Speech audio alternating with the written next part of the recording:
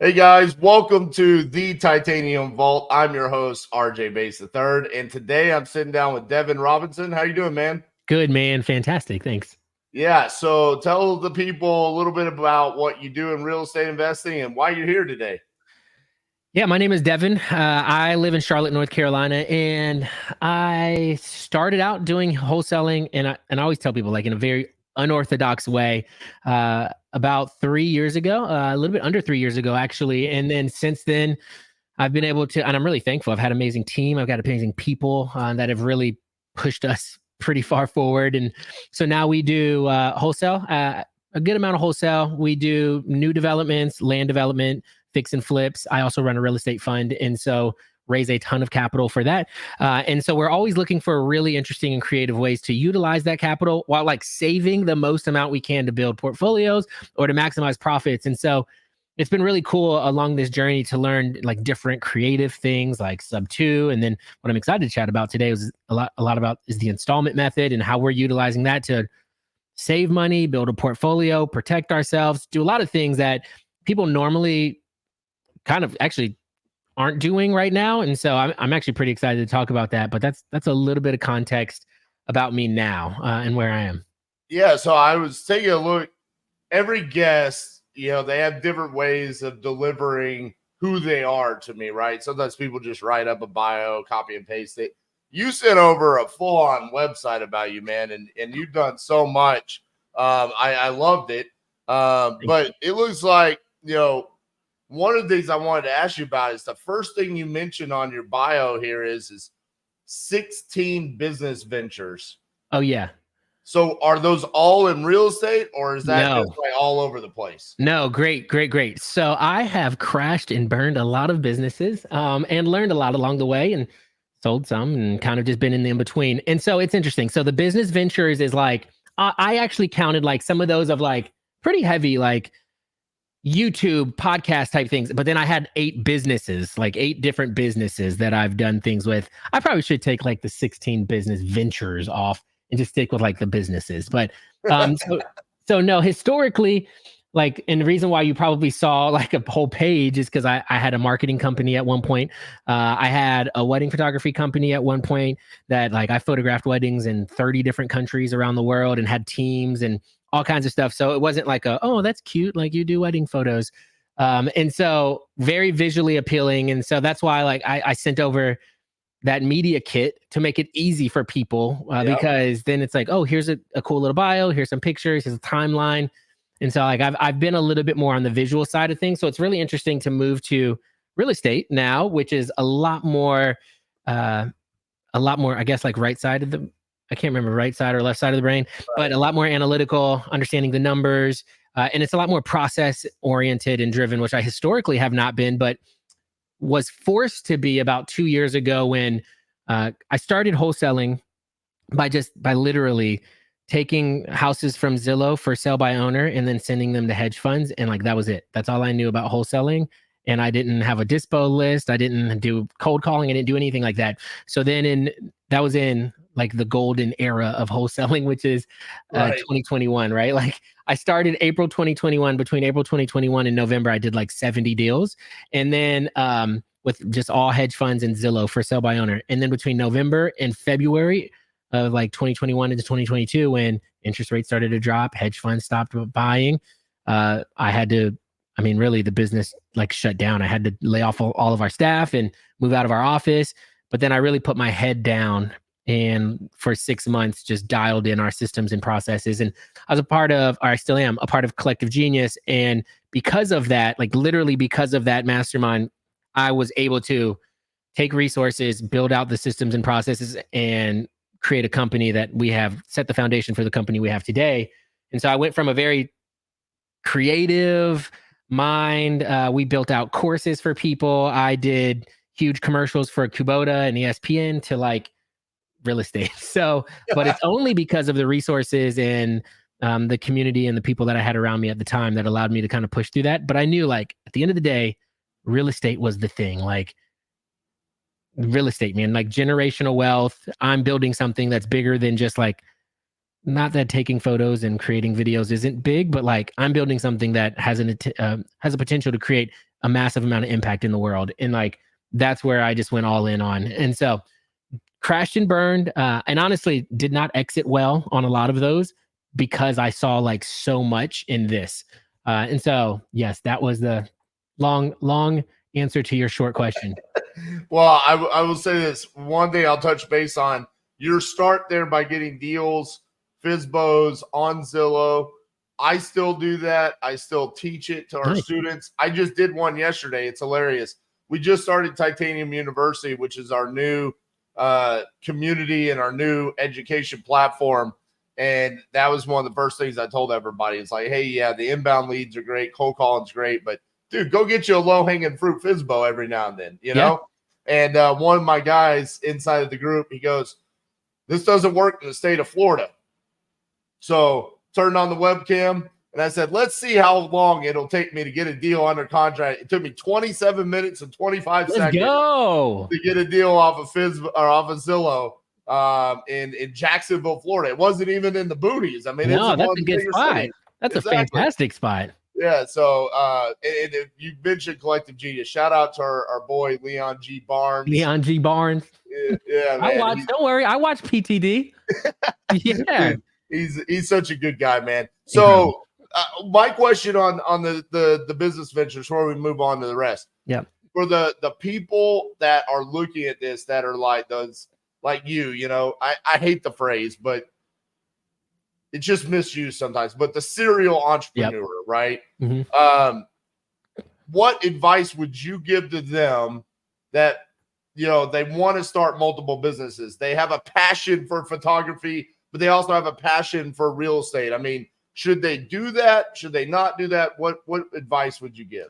So, okay. So there's like three things here. One, I think the phrase like entrepreneur is romanticized in our culture, right? Everybody wants to be an entrepreneur. And I'm like, listen, you would do way better in your life if you worked and had like a steady job and a steady income and insurance and all of these things. And your wife or your husband will probably be way happier with that as well. And like, I think there's just this crazy draw in this crazy like social pressure, this through social media, through all these things that we feel like we're not doing something with our life if we don't own our own time and own our own business. And I think most people that even just call themselves entrepreneurs are not built to be entrepreneurs. And I think end up folding under the pressure, like their life ends up collapsing. Like it's tough. It's hard to do because that also leads into the number two thing is I watch a couple of podcasts and there's a podcast called Diary of a CEO. And he's like, I mean, it's literally just a guy who interviews billionaires and CEOs of large companies. And he said the number one consistency through all of those people is that they didn't quit. And so there's this idea of like, if you believe in it strong enough, if you feel like it's something that you want to pursue and like you have just a strong conviction on it, the thing that really gets you over to that next level is not quitting. And so this leads into part number 3. It's really hard to do that on two different things. I'm not saying it can't be done, but I don't think it can be done at a high level on two startups. Like if you're thinking of two startups, then like definitely not. But then we look at people and it's like, oh, Richard Branson, all these people own 40 and 80 and 100 companies like Mark Cuban. How is that possible? Well, it's like they have equitable ownership in those companies. They don't lead and maybe they jump in on a meeting once a month, but they're not leading the day-to-day on all of those things. So on that, like the B side of part 3 that I just mentioned, you have to have a very solid infrastructure and leadership team that allows you to step away to do something that you're also passionate about if you want to do multiple things like that. I think that I don't think it's impossible. It's very, very difficult to start two things and do them both really, really well if you're starting both of those things because they require so much energy and so much attention to be done well at a high level. And if you're not going to do it well, don't do it at all because then you're just going to hurt yourself. You're going to hurt your family. You're going to hurt your clients. You're going to hurt your employees because then they're bearing a burden that they shouldn't be because of honestly, like what ends up happening is a mismanagement of time, a sense of overwhelm.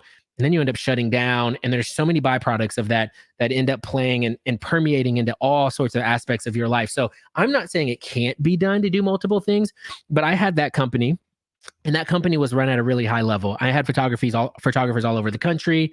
I was probably one of the highest paid photographers in the whole entire country.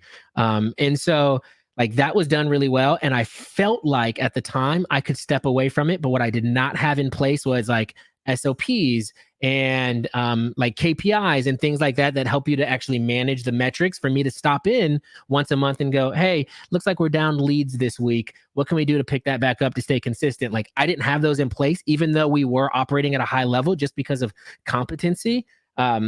We weren't operating at a really high level to have consistency. And so then I jumped into something completely new, thinking that I had the capacity to do both of those things. And I just didn't, not at a high level for both of them. And so then like, honestly, the photography business crashed and burned and then I sold it. But then like this where I'm like, okay, it's at the point where I have the real estate company, like the wholesaling side of the company. And then I was able to start a fund and run it at a very high level because I spent 6 to 9 months building out the SOPs, building the foundation so that we can monitor and manage the metrics that we have in our company. So for me to stop in and go, hey guys, I'm looking at our stoplight report this week, or I'm looking at this and it looks like we're a little bit off here. How are we going to pick that up? And then now I can spend the remaining time of my week focusing on raising capital and expanding our fund. So like that's where I think it's really, really difficult as an entrepreneur to do two things really, really well, unless you have the infrastructure in place for you to like go, okay, I feel good about moving into this other direction and this will be taken care of. So that's completely agree, bro. And here's the thing. It's hard enough to be an entrepreneur. You just said at the beginning, hey, it's romanticized in our society. It's hard enough to be a good entrepreneur for one venture, much less trying to do multiple. Yeah, right? Not even. So let's go to today's topic, man. This is there's concern in the streets. You know, I mean, we got Virginia saying, hey, you got to have a license to wholesale. We've got Nebraska bringing down regulations. South Carolina's trying, already one of the most difficult states to wholesale in. Yep. They're trying to now pass another bill that just outlaws wholesaling altogether. Yeah. You can't even do it. And that's just a few, right? Mm-hmm. Originally, the regulations were attacking the assignment of contract, right? Yep. Now it's like they're really trying to come after it and be like, no, let's just end wholesaling altogether. So today, you are here to teach us about this installment method. Okay. So break that down for me, man. What is the installment method? I'm glad you prefaced with all of those things, because those are like, they are a reason why I use it, but honestly, they're the smallest reason why I use it. Because like there's so many good benefits for it. And I'll talk about it historically and all of those things, but there's so many good benefits for it that protect you, that enable you to maximize profits, do all those things. That a really nice byproduct of it is it protects you from regulation as well. And so let's definitely talk about those, because I typically don't talk much about the regulation, but I'm excited to talk about that because like, you're right. And what's also really funny is the guy that essentially created the installment method is actually the guy he's one of the 9 South Carolina real estate commissioners. And he was telling me the story and he said, Devin, I woke up that morning, wholesaling was completely legal. You could do it. We went into our commissioner's meeting, and when we got into the meeting, we covered this case of this lady that got screwed over by a wholesaler. In about 20 minutes, I walked out of that meeting and you could no longer wholesale in South Carolina.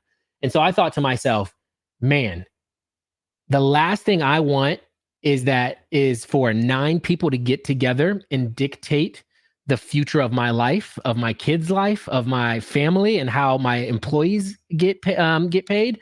That's the last thing I wanted. And so it was really interesting when I learned about the installment method at a Collective Genius meeting. Real quick, Devin, real quick. On that note, 9 people sat in a room and they heard a sob story. Yep.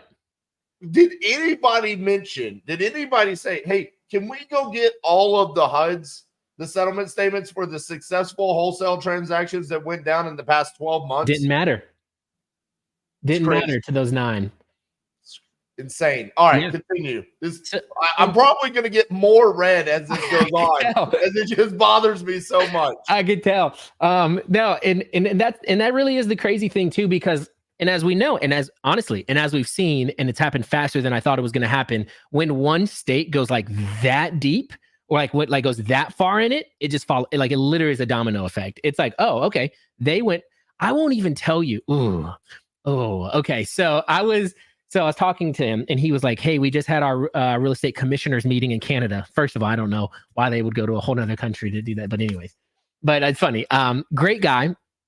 Actually, I love him. He's a great guy. But he was like, "We just had our real estate meeting in Canada, and I was talking to somebody, and they are a real estate commissioner in this state, a certain state, and they are trying to get sub twos like banned, like."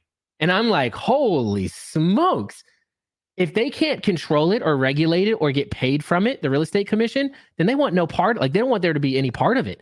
So that's like the really interesting concept here is like it's getting regulated by people who I think like are emotionally like hurt by it, not just like in a very logical sense, Right. or financially right affected by it. So I met with these guys. So I went to the Collective Genius meeting and I was at dinner one time and I met these guys and I was like, "Hey, what's up? What do you guys do?" And they're like, "Oh, we're in South Carolina." I was like, "I'm in South Carolina as well." Cause my company, we wholesale, we develop in North Carolina, South Carolina, Florida. And so they were like, "Oh, I'm in South Carolina." I said, "Oh, I'm in South Carolina too." And they're like, "What do you do?" I said, "I wholesale." And they said, "Oh, you do?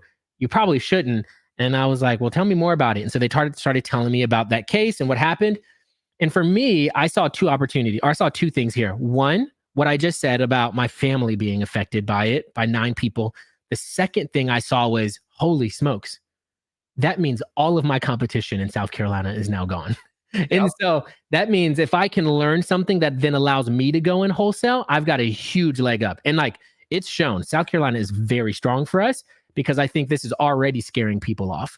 And so I can't imagine if they pass that second one, what's really going to happen. And so for me, I'm like, let me buy the whole state worth of data. I'll buy the whole state. And so then I learned more about installment contracts, or this installment method is what they told me about. And then I just started doing them. And what installments was this started back in the 1800s when there were no conventional banks. There were no anything like that to set up mortgages and payments, where people would go in on their land and they would create land contracts, installment contracts for their land, where they would put an equitable deposit down, have an equitable ownership. And then once they paid off the remaining balance, the deed would then get transferred over to them. So that's what an installment contract is. And so they've been happening for hundreds of years. And then moving into the 1960s and 70s, when redlining became really popular and minorities couldn't get approved for loan, they couldn't get conventional loans, they moved into installment contracts again.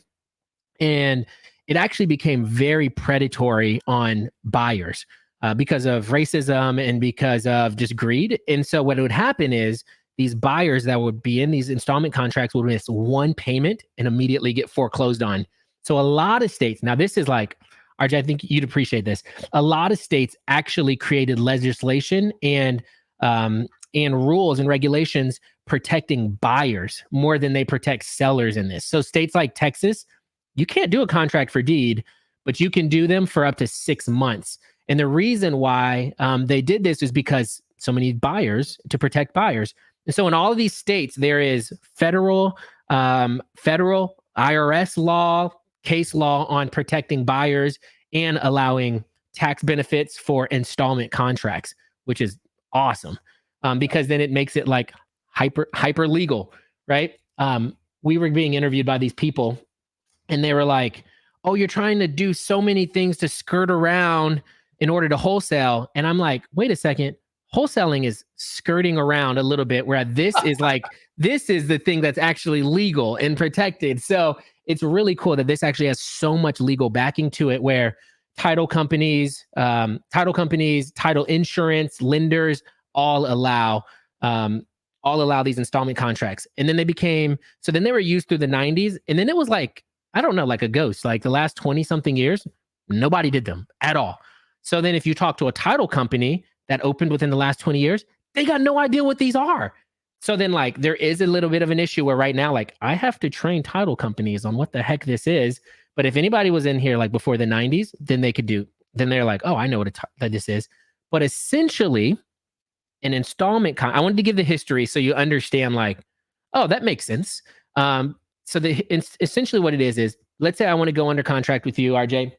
And I say, "RJ, and depending on depending on like what type of methods you use, you'd probably hear a very similar pitch here where we'd give our cash offer. And if somebody doesn't want the cash offer, then we go, okay, I could see, let me go check with my underwriters and my team and see if you'd qualify for our installment program, where we would be able to get you our cash offer is 160. I think I could get you that 200. And then would it be helpful for you, RJ, if I also gave you $500 now? And you'd probably be like, yeah. And so what I'm doing is I'm actually putting down an equitable deposit on the property. So this isn't like an EMD. This isn't a DD in North Carolina. There's due diligence. This isn't that. This is an actual equitable deposit or a consideration on that property. So what happens is we then close. I go, all right, RJ, in the next 7 days, my title company is going to clear the title. Make sure the title's clear. We're going to do our due diligence, and then we're going to have a closing in the next 7 days where I'm going to give you that $500.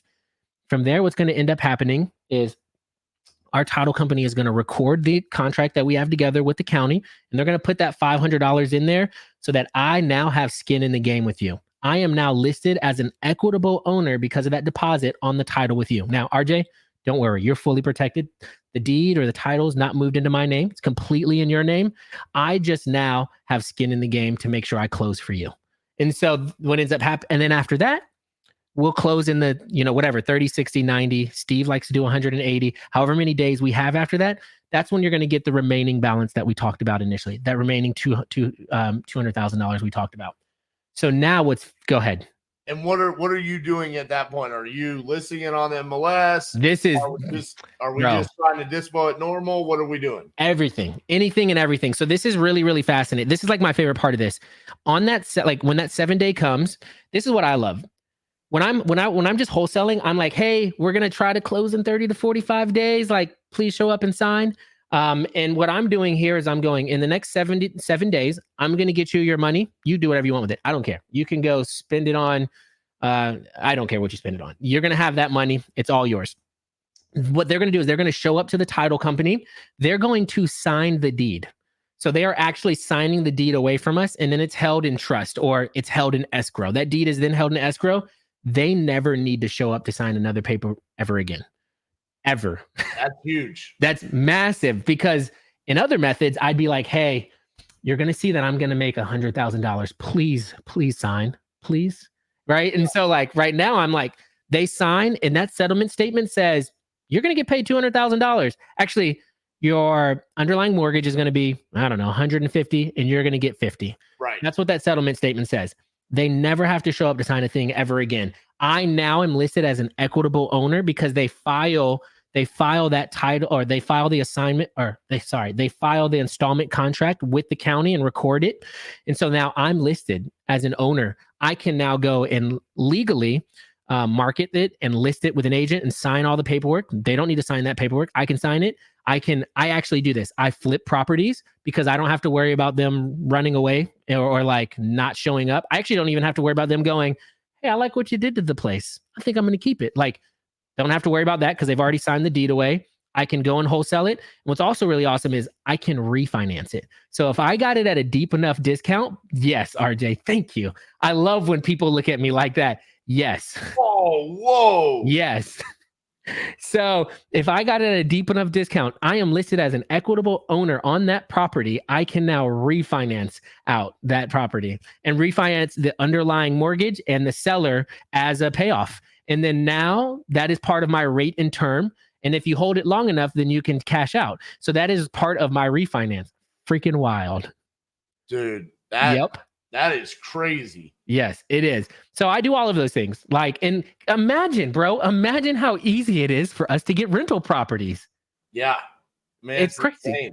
Insane. So that's it's incredible. It's wild. It's really cool. Yeah.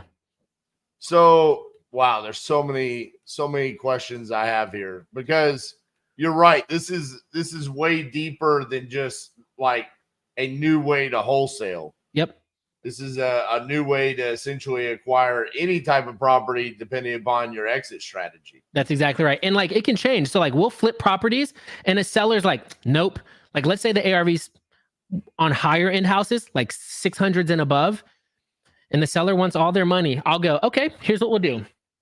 I'll give you Now, the minimum you should do is $500. And then like, okay, imagine this pitch too, RJ.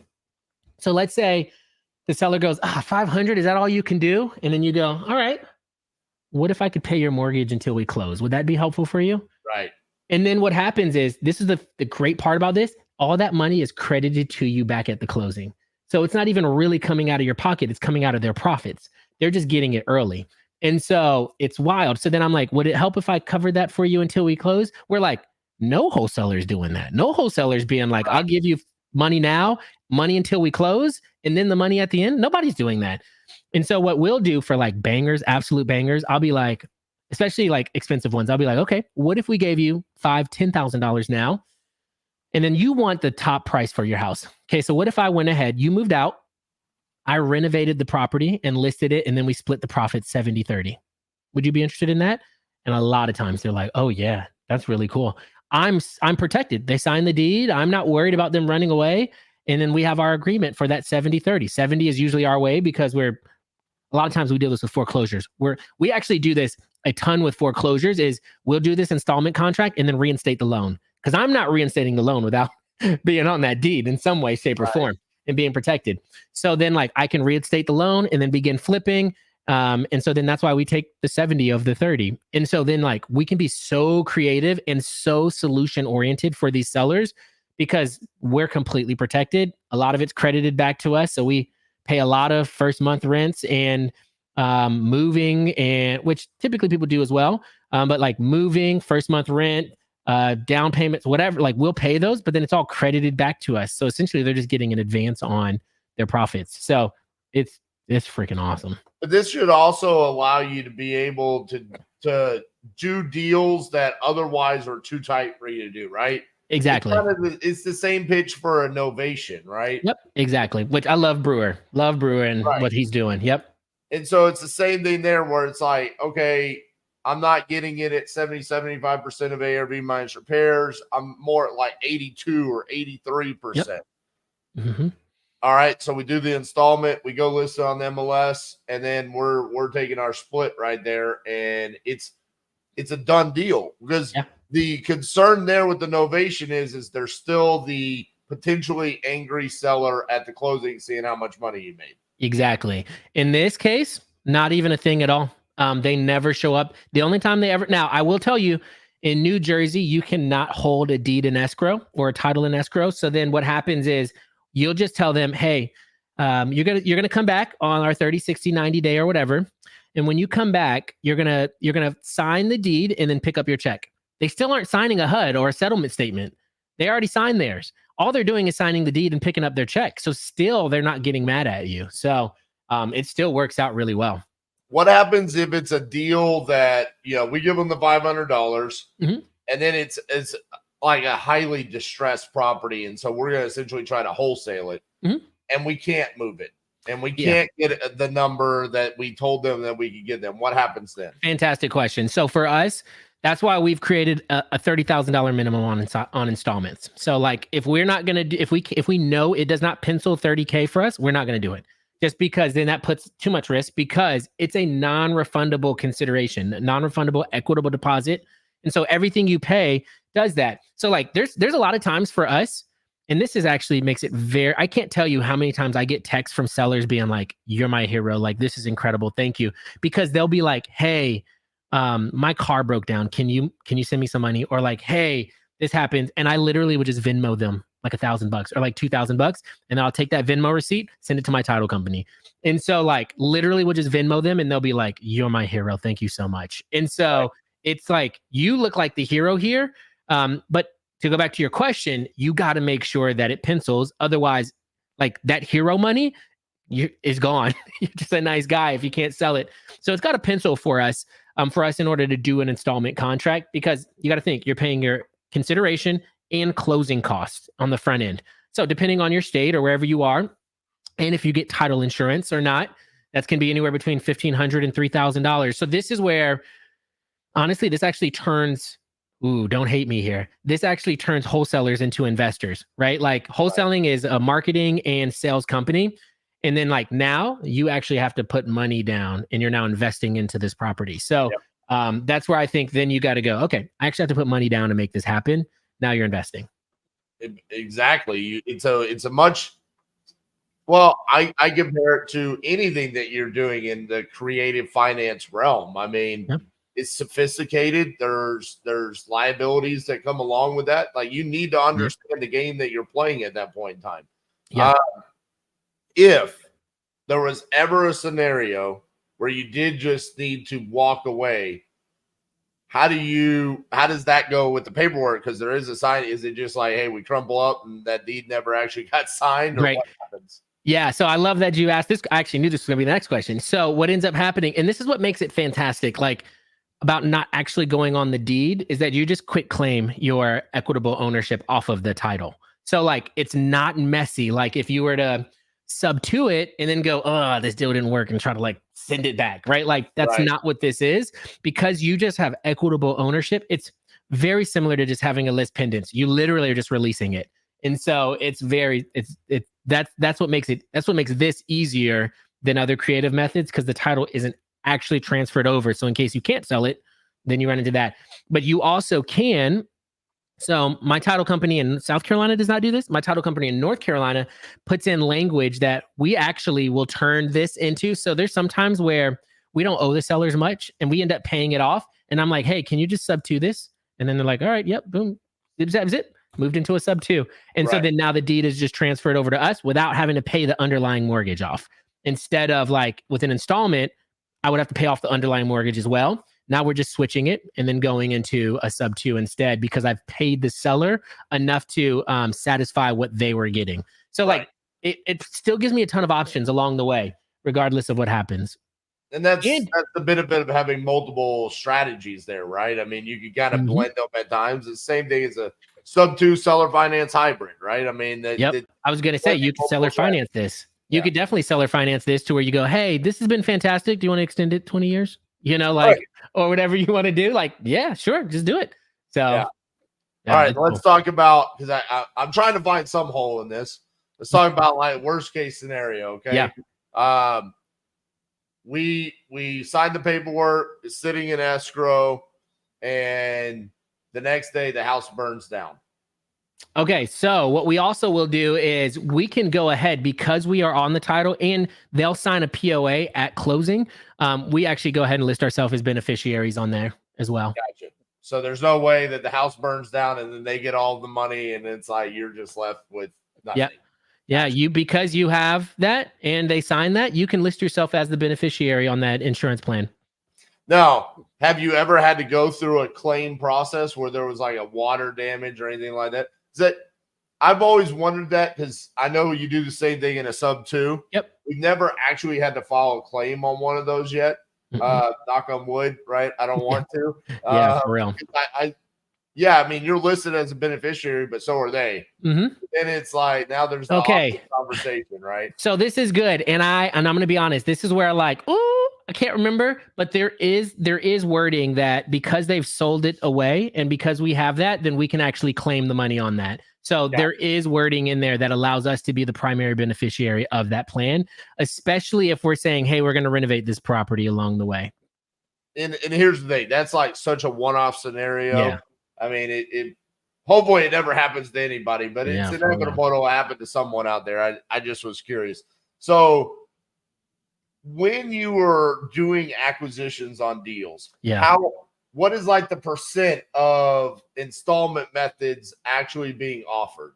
So for us, it's 100% unless it's going to be a sub to.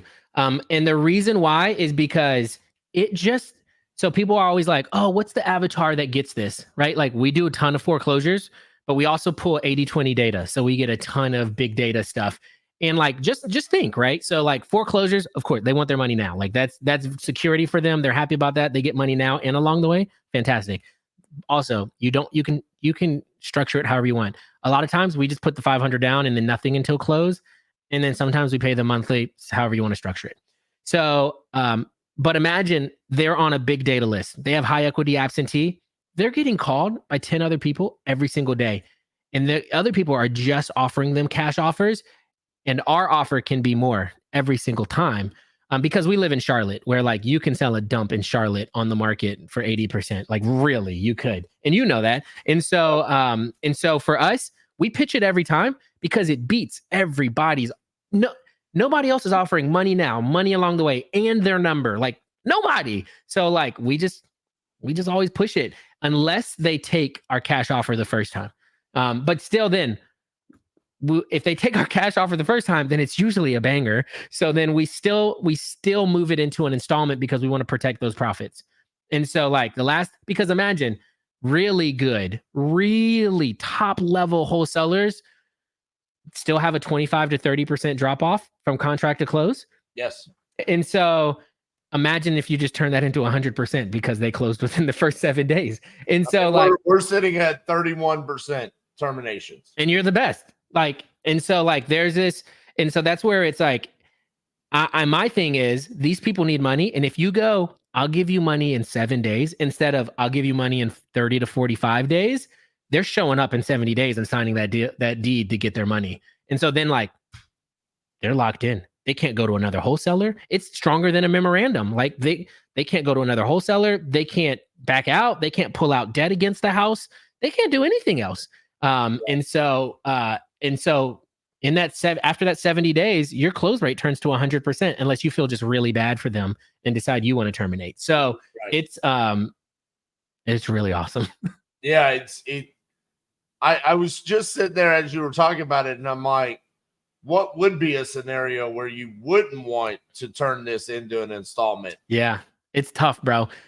It's tough. I mean, if you're already doing it, I would say you run title, and they've got liens and you don't want to be a part of it. Like that's it, I would say. Which happens a lot. Right? Foreclosures especially. Like we just had a deal that we had already assigned before we got the title commitment back, and it came back with a $25,000 water bill and $15,000 in back taxes. And I think the total contract on the property was for like 20,000. So yo, I gotta tell you one. This is literally last week. Oh, yo, okay. Think about how creative this is. I actually just made a YouTube video about this. I haven't posted it yet. This guy calls one of my acquisition guys, and he's like, I don't know what the heck to do about this. So this guy owes $15K in arrears. The house is in Cary, North Carolina. Like a better market than Charlotte. And so like it's in Cary, North Carolina. The house is worth $480. Principal balance is $100,000. And then he's I think he's like 35,000 behind. So like I remember the payoff was like $140,000. And I was like, yo, this is awesome. But there is a $1.2 million judgment for a fraud case on it. And so like this guy was like, hey, I didn't want to sub to it, right? Because if I sub to it, I would have had to pay off that judgment. So like couldn't sub to it. So this is where then the installment method comes in, because I can get the equitable ownership, reinstate it with security, and not have to worry about the underlying mortgage until I go to sell it. So our plan with this guy was, or the judgment until I go to sell it. Our plan. So this guy told me that case happened like 15 years ago. There is a what's it called when something like expires in the law? Statute of limitations. There's a statute of limitations on it that ends in 2026. This is what he told me. So he goes, I would love to enter into this where we can sell it in 2 years. And so I was like, okay. And this guy was even like, I'll pay you rent for it. And I was like, okay. And so he was like, statute of limitations ends in 2 years. We just hold it, then we flip it there. The judgment is gone because of the statute. And so then the installment covered that, right? Like I can reinstate, I can have that equitable ownership, I could flip it, and I don't have to pay off that judgment until it expires. And like if I substituted, I couldn't do that. And then it got to the point where my title company, they like looked at the judgment and they're like, this guy happened because of fraud and all this stuff. Like, don't do this. And so we didn't do it. And so that's a case where we did not do it because there's a $1.2 million judgment, because they were like, that attorney would come after you probably. And I was like, yep, don't want that. And so didn't do it. But it was a really creative way to get around and be able to do that deal without having to pay off everything that was underlying. So that was really interesting. Yeah, it is. And it feels like if you're a full-time wholesaler like we are and the volume that we're doing, the majority of our deals should probably go in as cash offers unless the cash offer is denied. Then we go installment method. But once we understand that title is clear and it's a good deal and it's everything we want, we transfer it into the installment method. Is that what you kind of recommend? That's what we do, just because it just essentially guarantees the closing. Now, the only reason why the closing would not go well or go through well is because the other title company doesn't understand it. So we typically will be like, close, like make it mandatory. So for us on all of our MLS listings, you have to close with our title company or we literally just are not going to take your offer at all. And if you don't want to close, so like you have to close with ours. So it's mandatory for us with installment methods because then it opens, that deed is held in that same title company, closes in that same title company instead of having to send it to another title company because it's a physical copy of the signed deed. So like just leave it all in one place.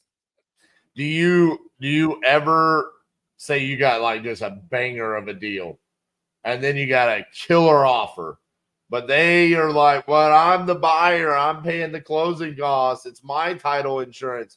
Do you ever offer to pay for the closing so costs? then like I want to make it as easy as possible because like the only downside I would say to this thing is like I have seen the other title company almost kill our deals more than once because they just don't understand it. So I would be like, sure, man, I'll pay some of these closing costs for us to do this because it needs to get through. I just want this to get through. And like other title companies just suck when it comes to this.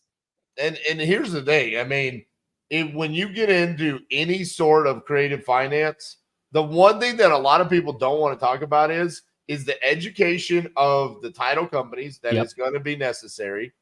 Dude, I've had to educate title companies on doing a double close and doing a pass-through of funds. I mean, that's simple. It is, but I remember doing that.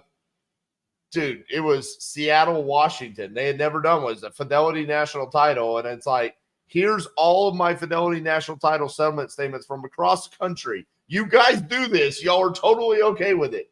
That's crazy. So Fidelity is fine with this. In South Carolina, there's a Fidelity company, and they're like, we don't know what this is. And I was like, your bosses know what this is. Like, right.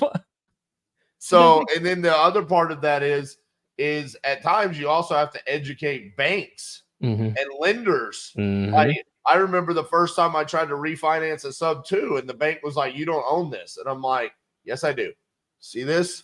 This is the deed. Yep. I am the owner. Look it up on CAD. I am definitely the owner just because there's an underlying mortgage. And sometimes just people don't understand it. And what you need to realize is a lot of times it is a very low salary person that works for the company that just doesn't understand what you're talking about. So there is going to be that. Now on this note, I mean, with the installment method, I'm sure at this point there's people that are like, dude, I'm ready to get going. Do you have resources or an area where people can find like the contracts that are necessary, resources for problems that come up during this? Do you have anything for that? Yeah, 100%. So when I met those guys, I ended up doing a lot and I've done more than anybody else has done. And so then they were like, hey, why don't you help us with this thing? And so they had already created this course.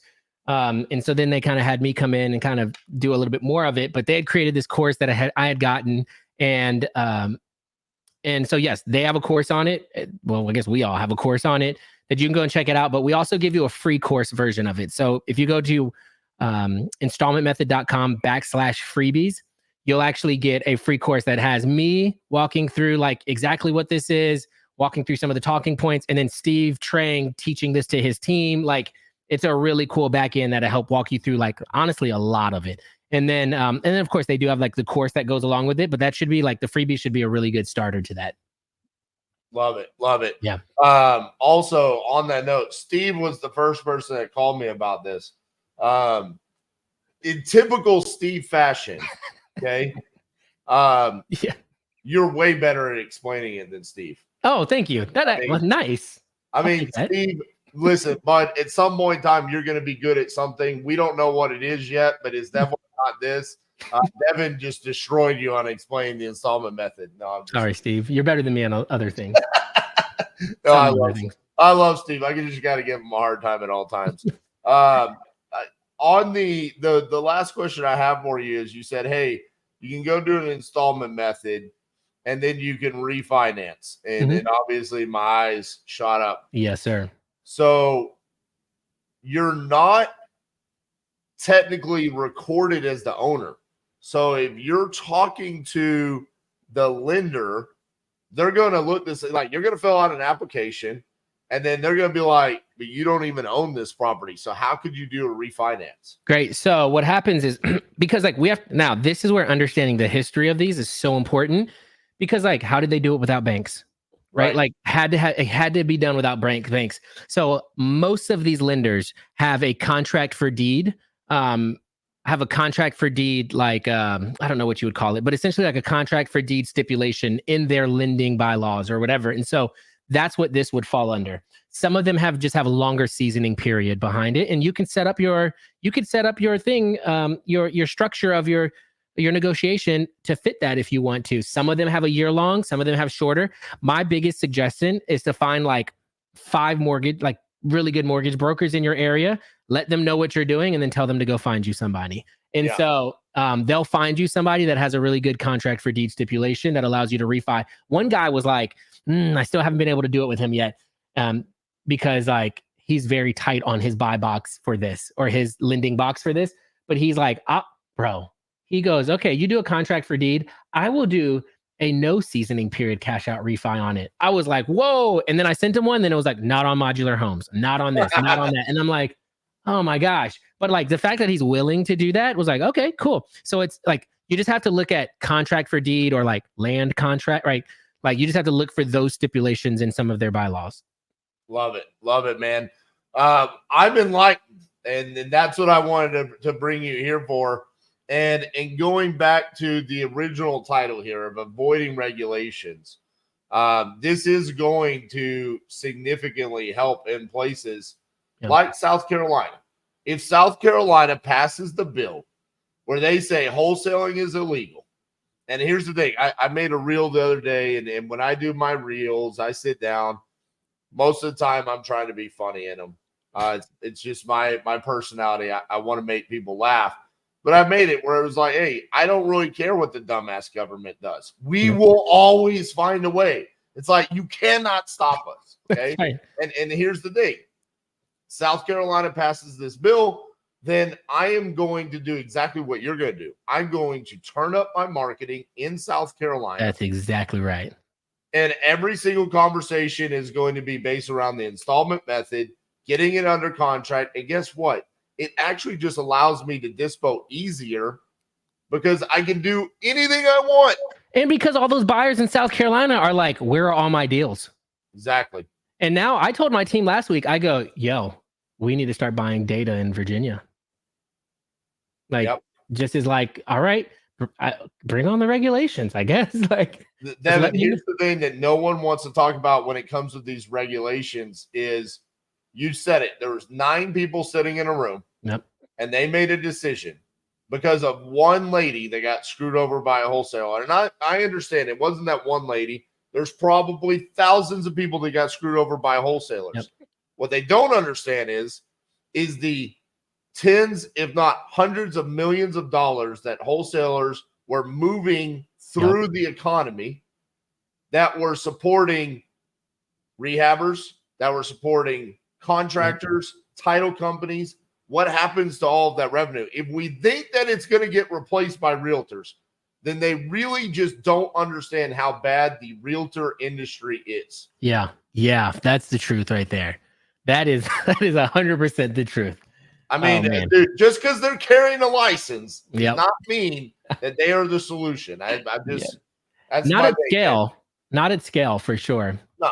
Mm-hmm. So, Devin, I appreciate you, man. I look forward to finding ways to work together. Yeah, fantastic. And bringing the installment method inside of Titanium University. Guys, I'm curious, what did you think about this installment method? Is it something that you want to adopt inside of your business? Let us know in the comments. Make sure you like the video. Let Devin know you appreciate him sharing all of his wisdom today. Devin, appreciate you so much, man. I appreciate you, man. Thankful for you. See ya.